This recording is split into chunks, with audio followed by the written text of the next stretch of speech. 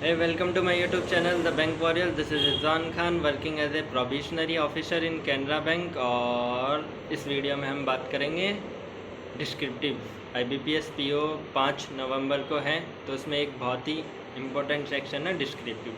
तो सबसे पहले कि वो 25 मार्क्स का होता है और टाइम मिलता है 30 मिनट। उसमें एक लेटर आता है जो फॉर्मल भी आता है, इनफॉर्मल भी आता है, पर मेरी अगर पर्सनल ओपिनियन माने तो फॉर्मल लेटर हमेशा करना चाहिए, क्योंकि फॉर्मल लेटर में गलती होने के एक फ़िक्स फॉर्मेट है जिसको आपको याद करना है और 3 क्वेश्चन आते हैं ऑब्जेक्ट वो ऑप्शन में, उनमें से एक भी डिसाइड कर लो, एक करना होता है, 3 आते हैं लेटर का। और ऐसा ही डिस्क्रिप्टिव का होता है ना, 20 नंबर का डिस्क्रिप्टिव में, जिसमें वो होता है लेटर के अलावा ऐसे टाइप है ना, उसमें भी 3 क्वेश्चन आते हैं, एक करना होता है। तो 10 नंबर का लेटर, 10 नंबर का ऐसे है ना।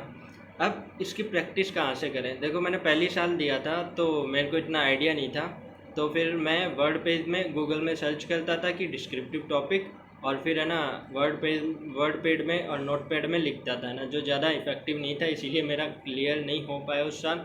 हालांकि मेरे 12.5 मार्क्स आए थे उस साल।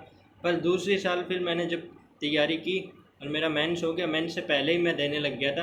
गाइडली के मॉक आते हैं डिस्क्रिप्टिव के, उस वक्त तो उसमें 40 मॉक थे, मैंने 20 दिए और मेरे फिर बढ़िया एग्ज़ाम में भी बढ़िया गया, क्योंकि उसमें एकदम टाइम फ्रेम एग्ज़ाम वाला फॉर्मेट, एग्ज़ाम में जैसे आता है कि साइड में एक कोने में स्क्वायर टाइप का होता है, उसमें आपको लिखना होता है, बाकी स्क्रीन पे वो आता रहता है क्वेश्चन। तो एकदम एग्ज़ाम टाइप का वो मॉक देते हैं ना, एग्ज़ाम में जैसा फॉर्मेट, जैसा सब कुछ स्क्रीन आती है वैसा होता है गाइडली वाला। तो सबसे बेस्ट वही है। अभी दे रखे हैं उसमें 35 मॉक जो 199 में है, तो अगर उनमें से आप 20 भी दे जाओ तो आपको चिंता की ज़रूरत नहीं। और उसका सबसे एक बढ़िया बात ये है कि मॉक सबमिट करने के बाद में उनका सॉल्यूशन दिखाता है, और ये भी दिखाता है कि आपने कहाँ पे कितनी गलतियाँ की है, कितनी ग्रामर की है। तो बस एक सिंपल सी ट्रिक है भाई, वोकैब की बहुत ही ध्यान रखो, स्पेलिंग मिस्टेक मत करो, बस सिंपल सिंपल वर्ड यूज़ करो। ऐसे नहीं कि जैसे इम्पोर्टेंट की जगह आप इंडिस्पेंसिबल कर रहे हो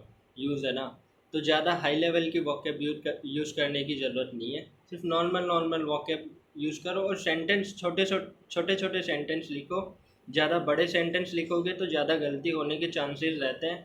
तो बस ये ध्यान रखो, ना ग्रामर मिस्टेक करो ना वोकैब। और कंटेंट तो कुछ भी लिखो, क्योंकि कंप्यूटर चेक करने वाला है, कोई आदमी वो चेक नहीं करता कि आपका कंटेंट डिसाइड करता है कि आपको कितने मार्क्स मिलेंगे। सिर्फ वोकैब का ध्यान रखो, स्पेलिंग मिस्टेक ना करो और ग्रामर मिस्टेक ना करो। और जो क्वेश्चन में जो वर्ड यूज़ हो रखा है ना मैन, उसको बार बार यूज़ करने की कोशिश करो, इससे बढ़िया रहता है। मेरे आए थे 21 पॉइंट समथिंग मार्क्स आए थे डिस्क्रिप्टिव में। All the best.